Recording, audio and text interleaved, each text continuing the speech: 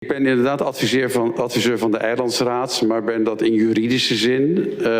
Ik heb geen politieke meningen, althans ik heb ze wel, maar ik uit ze niet. Ik heb alleen maar juridische meningen en mijn taak is om te kijken of wat Bonaire wil, hoe dat past in de constitutionele kaders, in de wettelijke kaders die gelden voor Bonaire. En dat is op zichzelf al een hele uitdaging.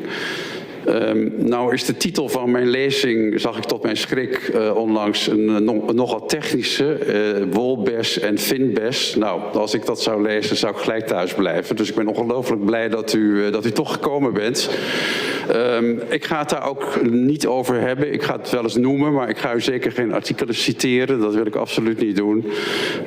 Wat ik wel ga doen, en dat was ook het idee, is u iets vertellen vanuit mijn expertise over de positie die Bonaire inneemt binnen het Koninkrijk en binnen Nederland. En van daaruit uiteraard het overstapje maken naar de ideeën die hier leven over een verbetering van de staatkundige verhoudingen.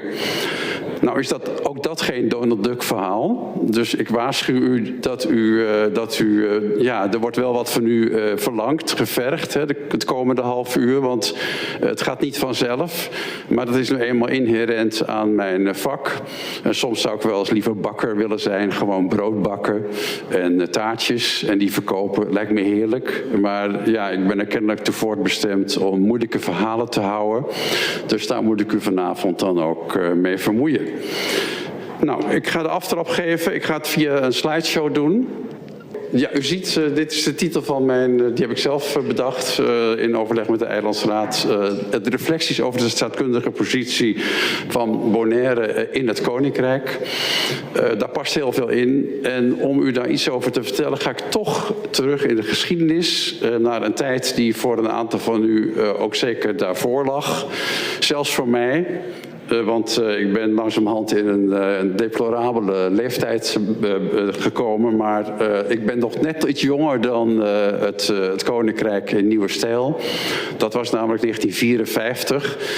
Dat was het startschot voor de nieuwe verhoudingen binnen het Koninkrijk. Toen is het statuut geschreven en aangenomen door Nederland en de landen aan deze kant van de oceaan.